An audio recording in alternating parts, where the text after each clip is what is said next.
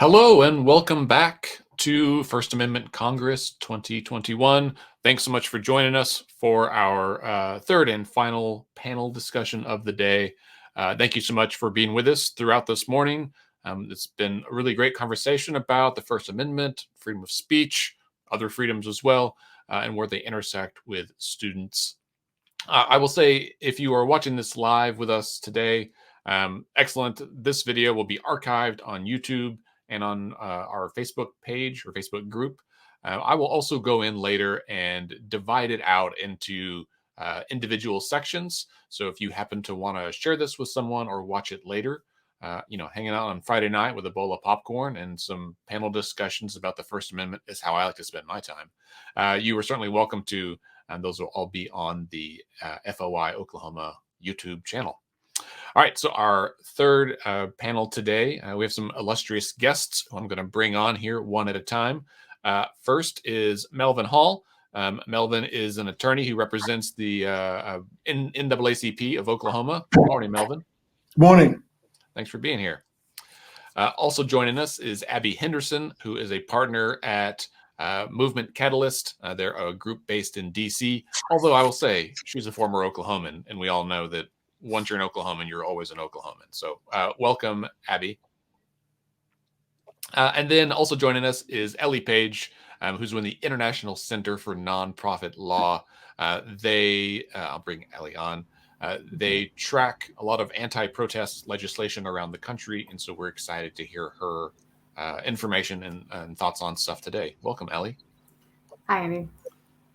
All right. Well, thanks everyone for being here. I think we'll start with, last year we saw legislation in many states, including Oklahoma, that were targeting protesting, right? Many of these were so-called, I guess they would redefine the word riot in some ways. Ellie, as I mentioned, your organization tracks and monitors this kind of legislation. Can you give us an overview of what trends you are seeing nationwide? Yeah, absolutely. Thanks, Andy. It's great to be here, and thanks to all the students and other folks who are tuning in today on this very important topic. So as you say, we've been tracking these anti-protest laws since 2017. So it's been almost 5 years now. And what we've seen over and over is that when people gather together to protest, that is to exercise their First Amendment right to peacefully assemble and express some concern or desire as a group, some lawmakers respond not by listening and addressing protesters' concerns, but by trying to limit protests, sort of chipping away this fundamental constitutional right. Since 2017, we've seen 230 different bills from 45 of our 50 states, almost 100 bills just in this past year. And Andy, maybe is there some way to share the link to our protest law tracker with the audience? Yep, I just put it in the chat. Yep. Fantastic. So since we've seen these bills kind of pop up in response to protest movements, it's maybe not surprising that we've seen so many bills after Americans turned out in really record numbers last year to protest for racial justice. But it's an extremely concerning trend. The bills we've seen restrict protest rights in 4 key ways. So I'm just going to briefly touch on each of these. So first, the bills create serious new ways of punishing protesters. So under new law in Tennessee, if you're in a protest and you block traffic on a street, or even if you block pedestrians on a sidewalk, you can spend up to a year in jail. So if you think about the protests you've seen or been part of, or even historic protests like civil rights marches, where did they take place? It probably took place in a street or on a sidewalk, right? So now you have a whole huge area that's essentially off limits for protesting. And this is a really common tactic that we've seen in these bills, targeting street protests, introducing these harsh new criminal penalties, particularly for blocking traffic. 2, the bills, many of them are written with really ambiguous language in ways that can trip up protesters. And Andy, you referenced this, and the title of the panel references this in the definition of rioting, which has been a pretty common object of many of these bills. So you have a new law like the one in Florida that was passed last year that makes it a felony to quote unquote riot. And a felony is obviously a really serious crime. But according to the law, if a big group of people are peacefully protesting, a huge group and a couple of people sort of way over here, maybe get a little rowdy, maybe kick over a garbage can or maybe push someone, then everyone in that big group can be accused of rioting. In fact, the definition of riot in the Florida law is so vague that last month a judge said, well, that's just plainly unconstitutional. Like, you can't have such broad language that someone peacefully exercising their constitutional rights can be suddenly arrested for a felony. And the language is so vague in the law that people won't know what the law says. They won't be able to conform their behavior to be acting within the law, and police won't know how to enforce it. So I just use this as an example, but there are a lot of them in these bills of how lawmakers are trying to discourage protesting by creating these kind of vaguely defined new crimes. Third, we're also seeing anti-protest laws that target not only protesters themselves, but people and organizations that support them and work with them. So you may have heard about various protests against gas and oil pipelines. A lot of people in states across the country gathered to protest the construction of pipelines because of the harm they'll do to the environment, or because they run across land of Indigenous Americans. Under new law in Indiana, if you help someone who participates in a protest near a gas and oil pipeline, you might have to pay a huge fine, like $100,000. A lot of enacted laws target organizations that help protesters too, again, by introducing these potential new fines for organizations that support or encourage or fund or otherwise work with people who engage in these kinds of protests. So it's creating a big risk for people and groups who want to exercise their First Amendment rights. And that's been an issue, these sort of broad, especially using sort of conspiracy language. It's been an issue in Oklahoma laws too, and I'm sure my fellow panelists will touch on that. And finally, fourth, this is probably the scariest element of these bills, but many of them make it easier for people to hurt protesters. How do they do that?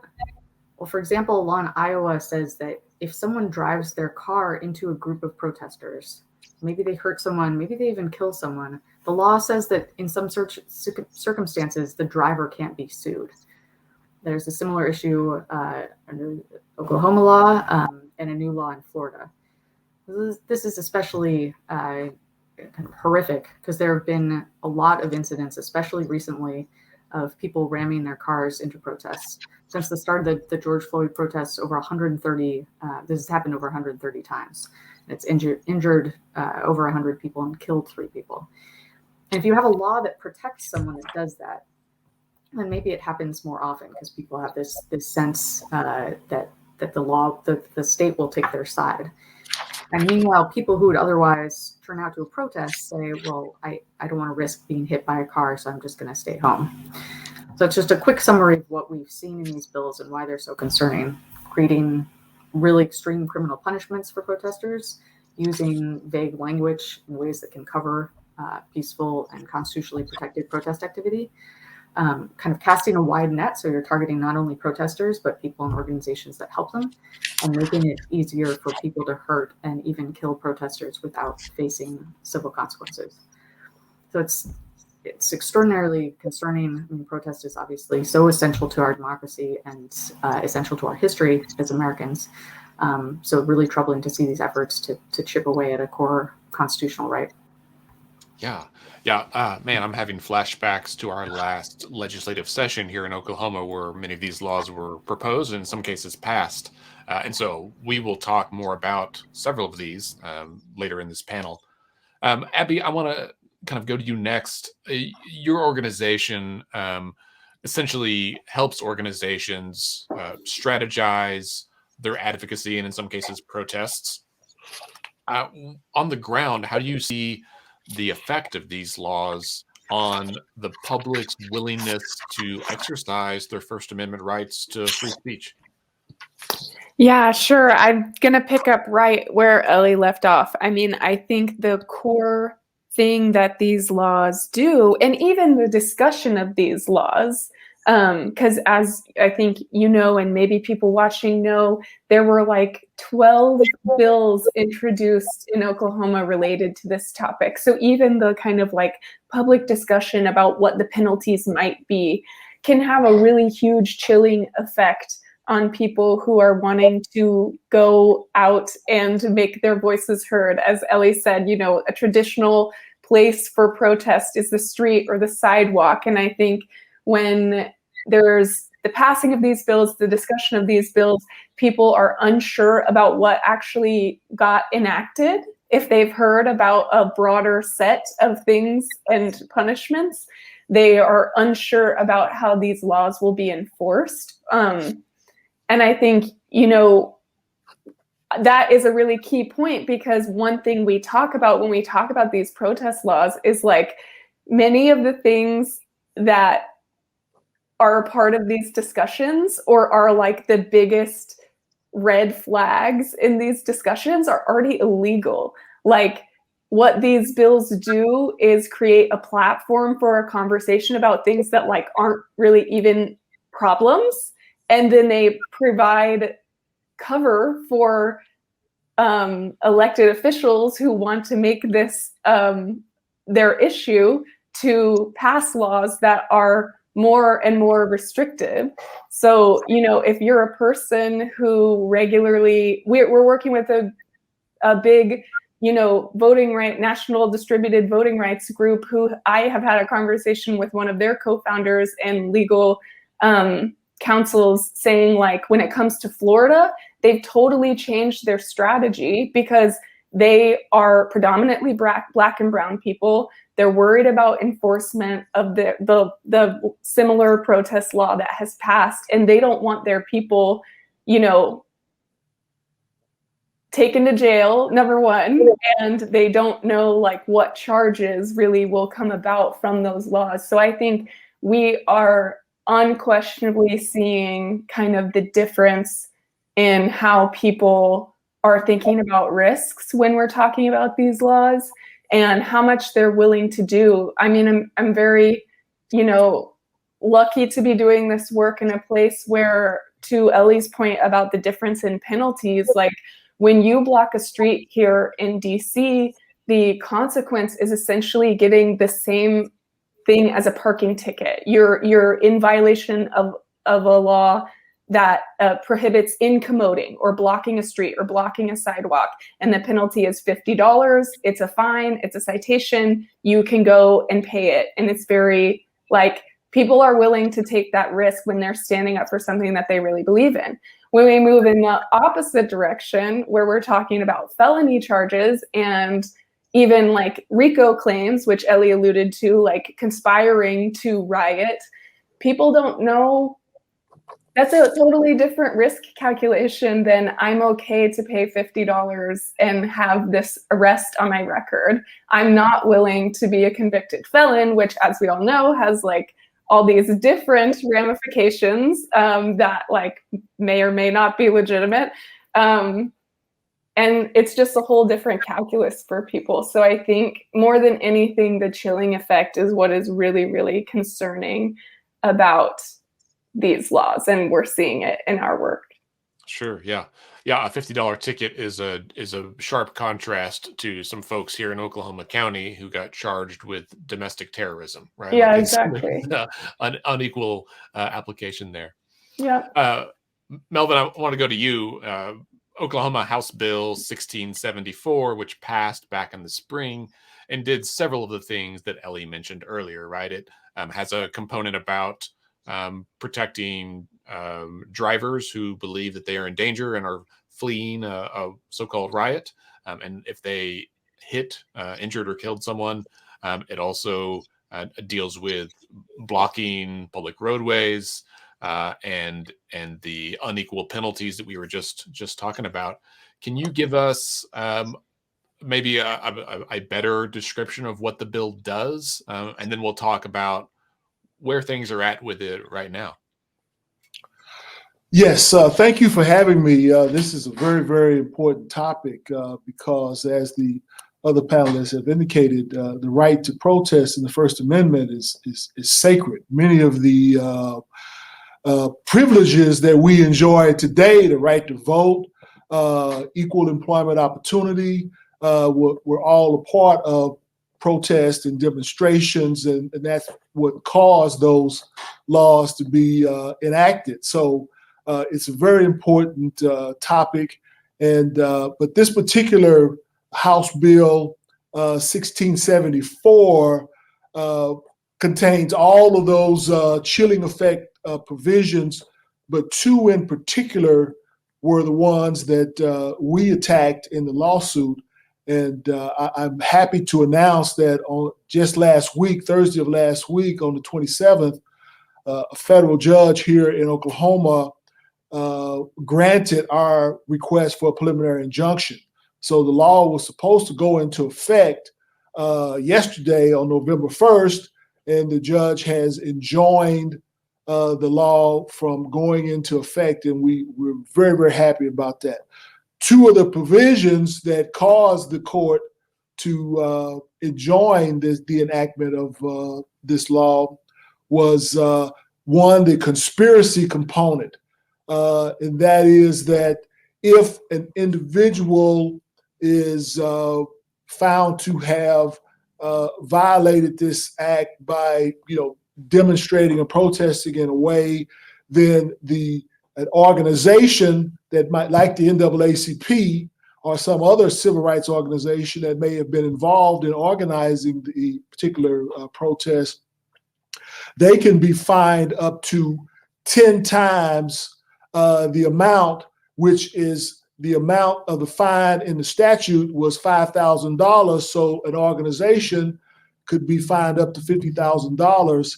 And you can understand how that would have a tremendously effective chilling effect on the organization that's trying to peacefully protest.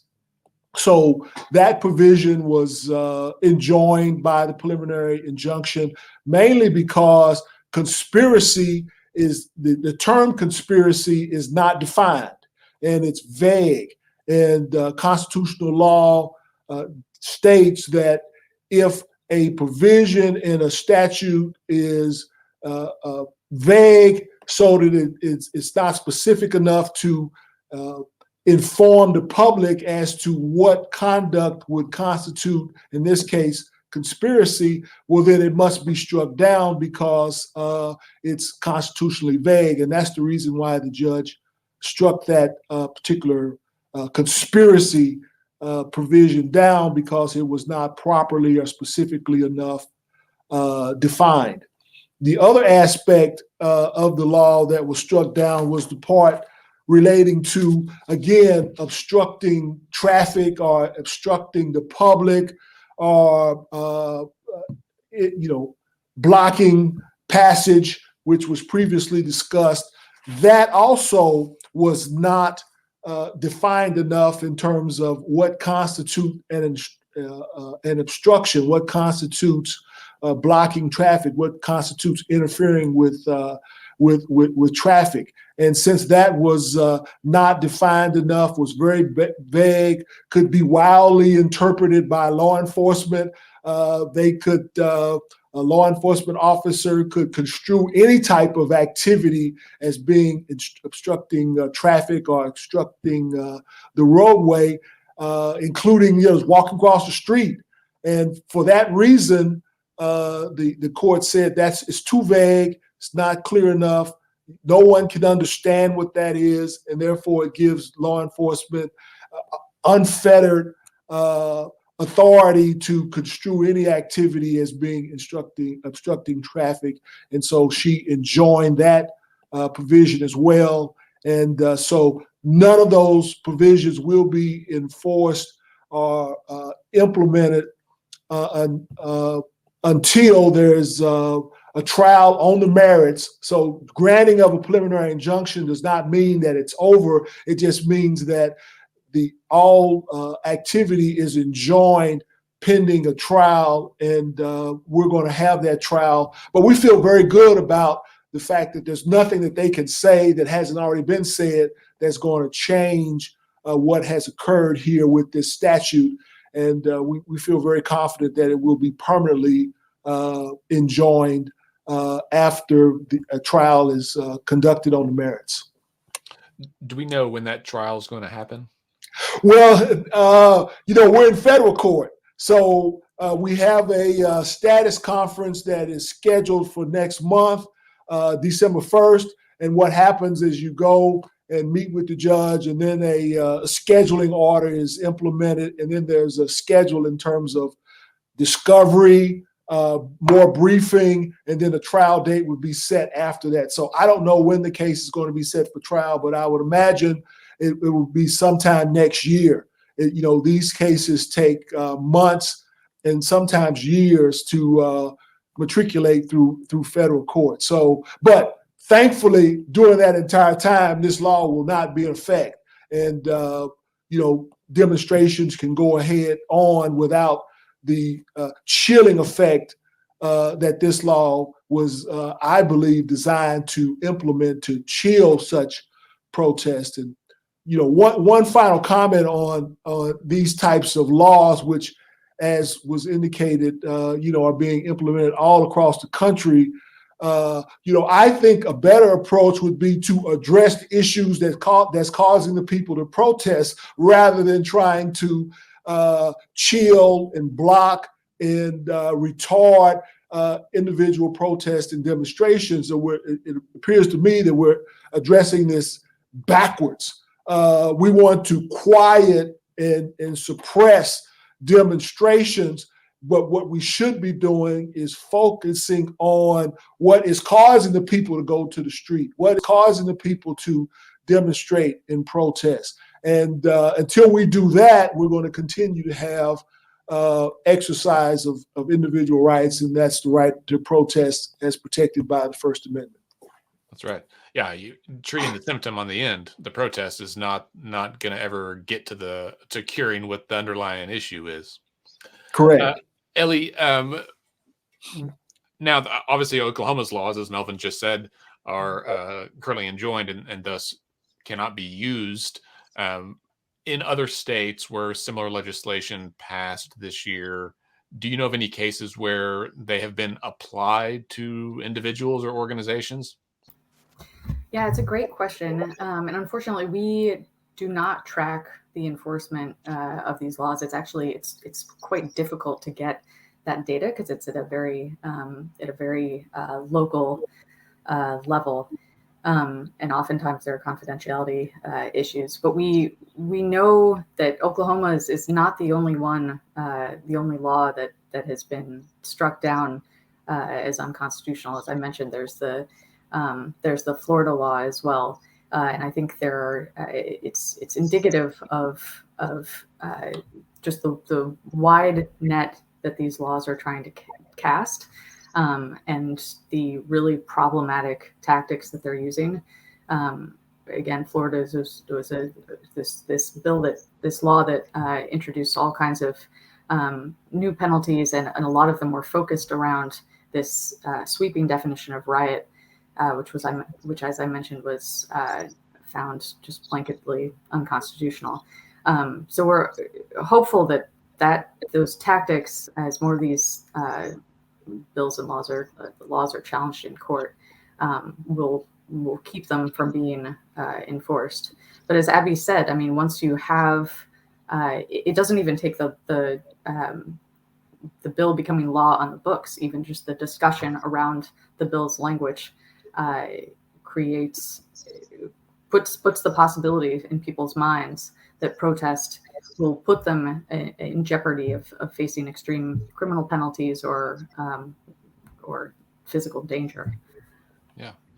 It feels like every few years we see a wave of legislation like this that sweeps the country. It's often in the same states, right? Maybe Florida, Oklahoma, Kansas, Missouri. You get a lot of Midwestern states that you see these bills proposed. And it's not always about anti-protest. Like, it'll be whatever the topic du jour is in politics at that time. And I know that Oklahoma is the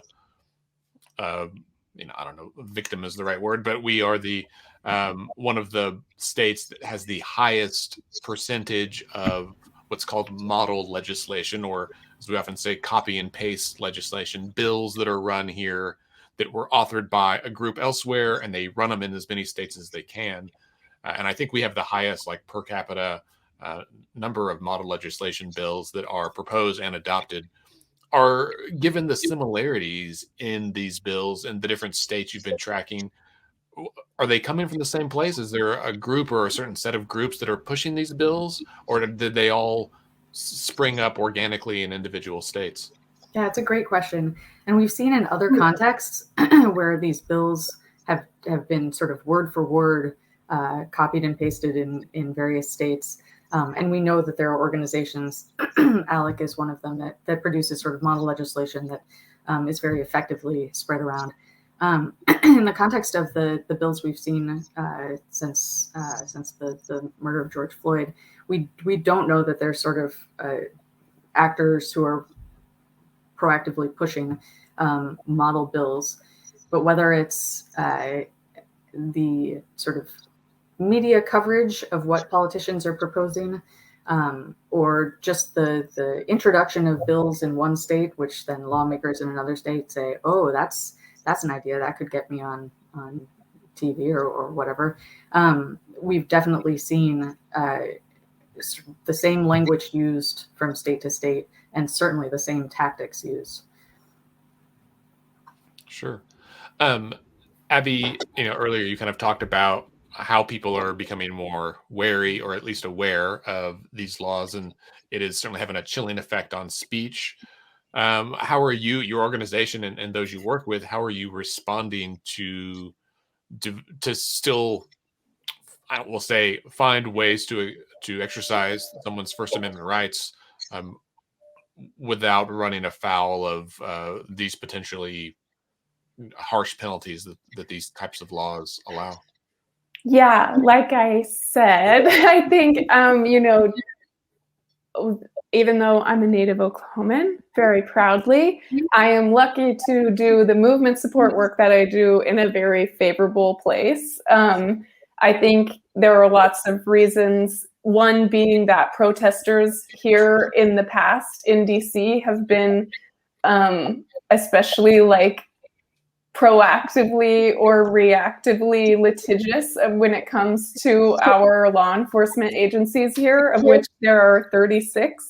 And so the kind of parameters around the law enforcement relationship with protesters here in DC is like probably the weirdest in the country, just in terms of like the leeway that protesters have here.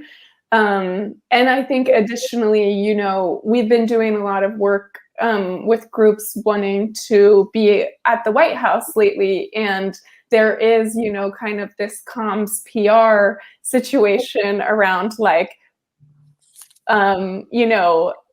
Black clergy from Georgia who have been fighting for voting rights, like being arrested by Biden's Secret Service or Biden's Park Police. Like they have a PR, the White House has their own PR calculus around what that looks like. And that's part of this kind of strategy around what my organization does as a movement support organization. Like, how are we building that tension and creating that pressure? I think, so like in that regard, we're very lucky to have kind of this civic space that we do here in DC.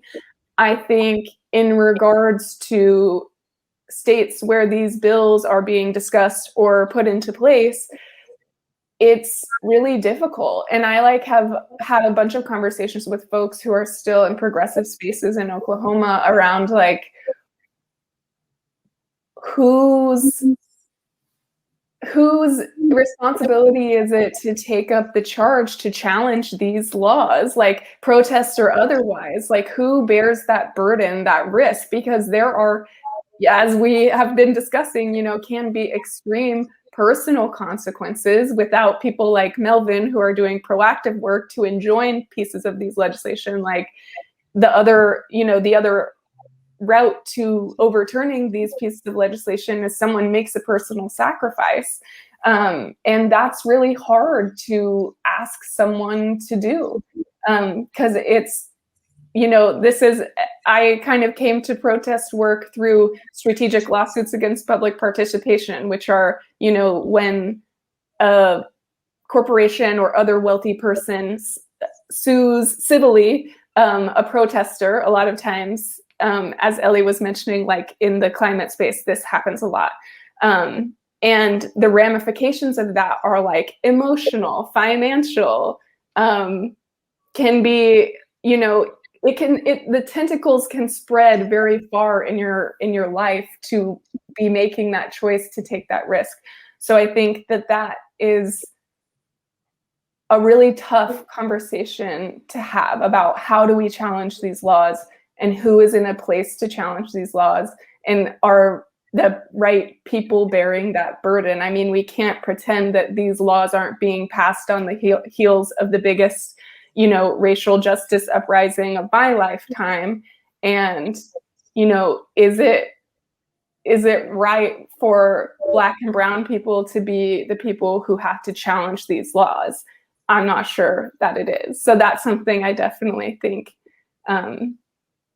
is a tough conversation to be had. Another thing I wanted to mention to what Ellie was just saying is we, on the kind of other end of the spectrum, can't forget that Oklahoma was the home of the first critical infrastructure bill, which is this kind of piece of legislation that ended up becoming a piece of model legislation after it was really successful in Oklahoma, that sets all these parameters around things that legislatures can designate as critical infrastructures, which can include pipelines and electricity grids, et cetera, and like really heightened penalties for people who protest around those. So it is, and Andy, I mean, you made this point, but especially in the protest space, like Oklahoma is no stranger to putting up barriers to people, kind of speaking out about different things, but especially like corporate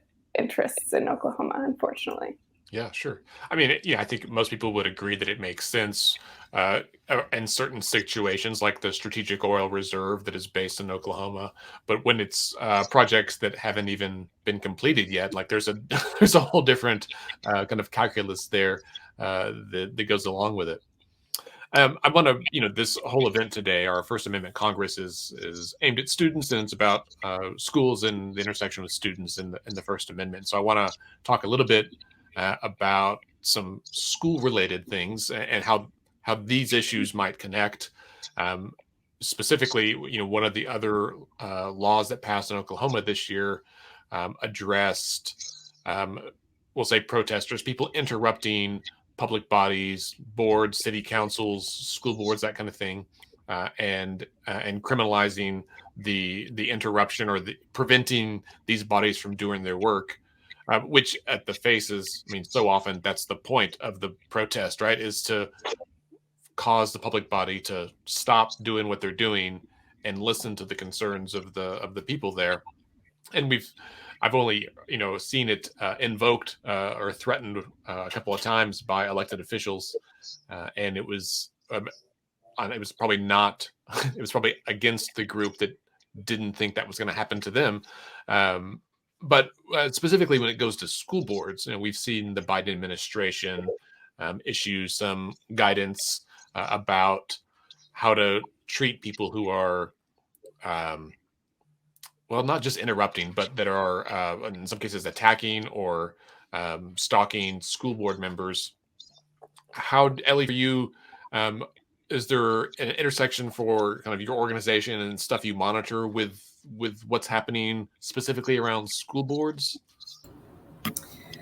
Yeah, I mean, obviously we're focused on bills and laws that restrict peaceful, nonviolent protest tactics. So certainly if there are efforts to prevent people from stalking elected officials or threatening violence against elected officials, that's not something we would consider as really well, depending on the language in the bill, but threatening kind of core First Amendment rights, and not something we would track as an anti-protest measure. But I think it's definitely something to watch. I think generally, sort of in thinking about where we're going to see the next anti-protest measures, watching where protests are springing up is going to be really important, because as we've seen, as other panelists have spoken to, we've seen these bills pop up in response to specific movements, regardless of.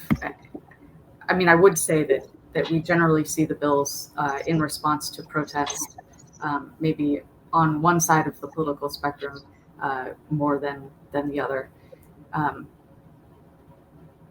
But yeah, I think it's that particular body of restrictions, and we've seen it around.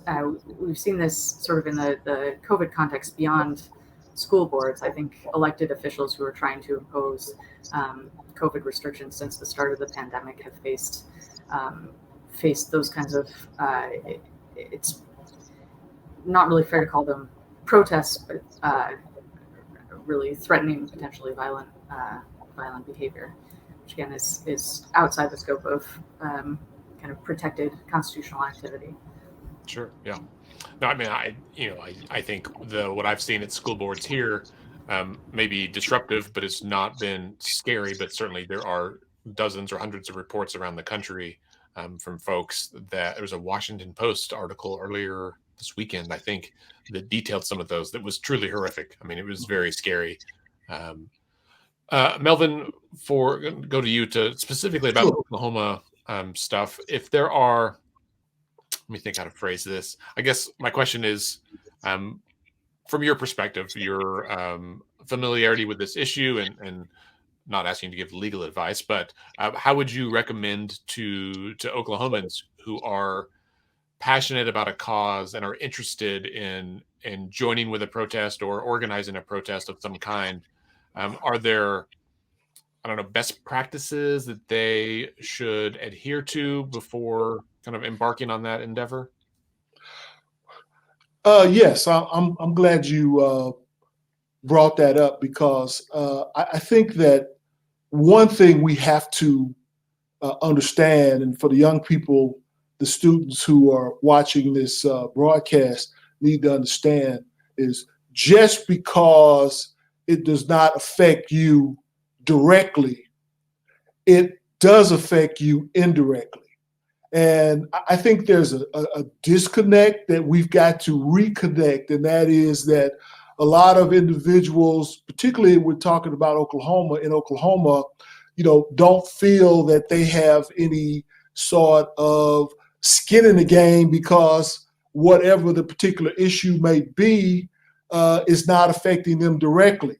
But we have to understand that as a United States citizen or an individual that's in the United States and in Oklahoma in particular, we are affected by this. These demonstrations, the civil rights violations that are occurring right before our eyes, the legislation that is being passed, all of that is affecting us in some way. In that, for example, with the restrictions on protests and demonstrations, we're looking at somewhat of a selective enforcement. I don't believe that law enforcement will enforce these laws against certain groups the same way they would enforce it against other groups, and particularly here in Oklahoma. And this is a problem. And so the young people who are listening to this broadcast need to understand that we're all in this situation together. We're all in this together, and everyone at minimum can assume their individual responsibility.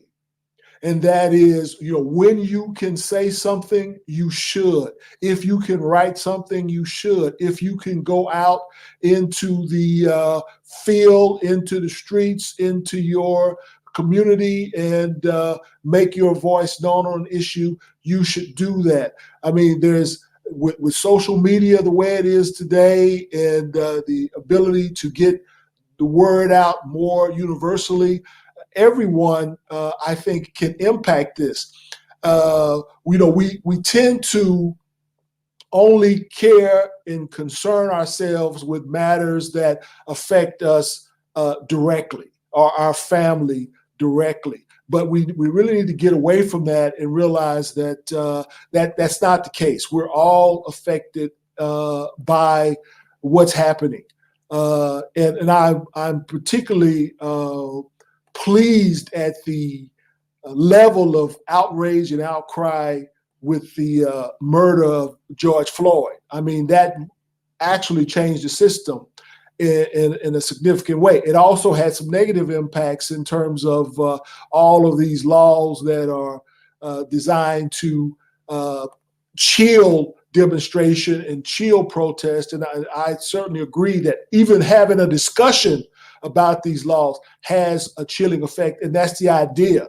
Any publicity about these laws is going to have a chilling effect on people who want to get involved. And we have to work against that and do everything that we can to work against the things that are happening in our society that we may not like and we may not agree with. And we all have a voice to play. Even on an individual student level, everyone can contribute to make our society a better society. That's exactly right. I'm so glad you said that, Melvin.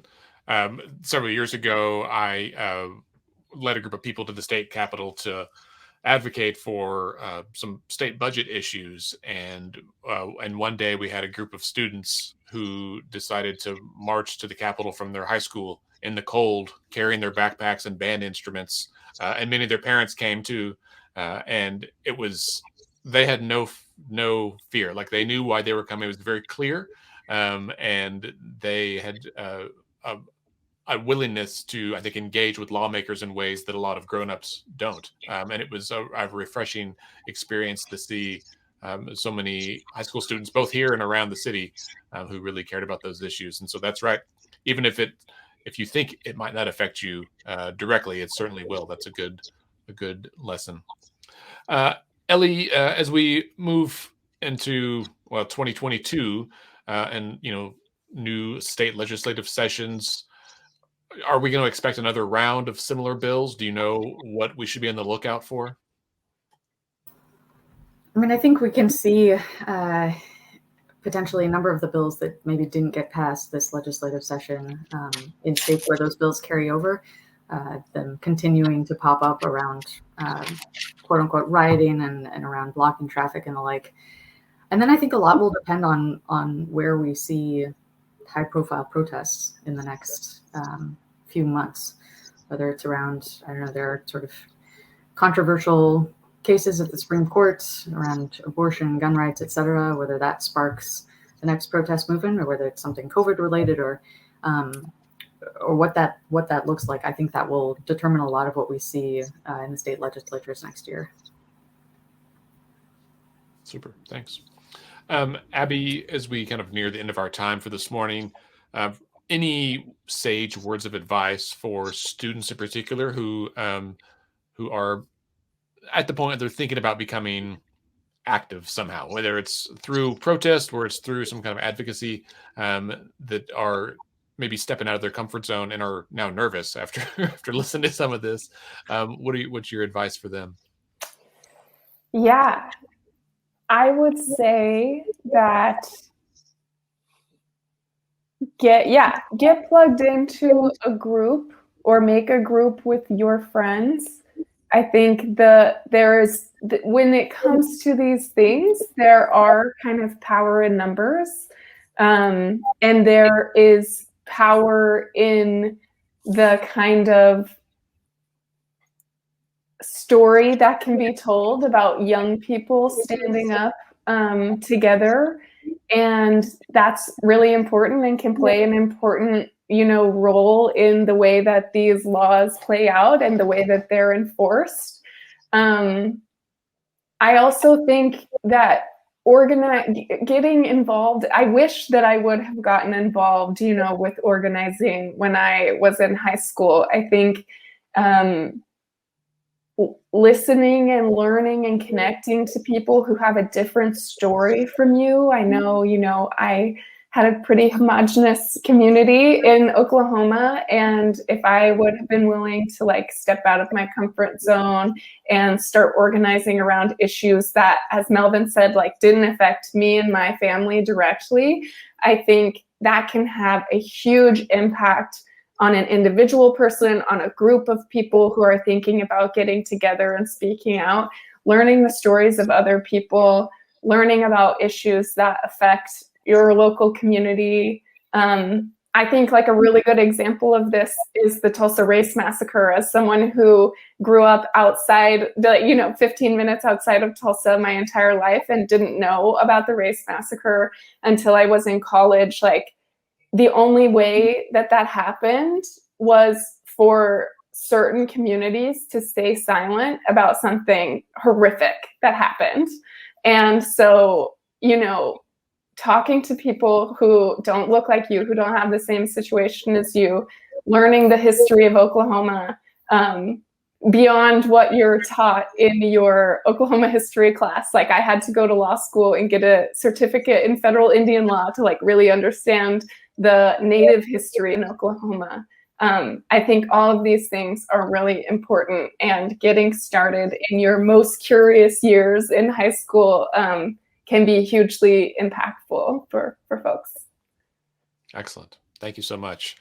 Melvin, Ellie, Abby, thank you so much for being here today. Thank you. That's great. Thank you, Andy. Thank you so much.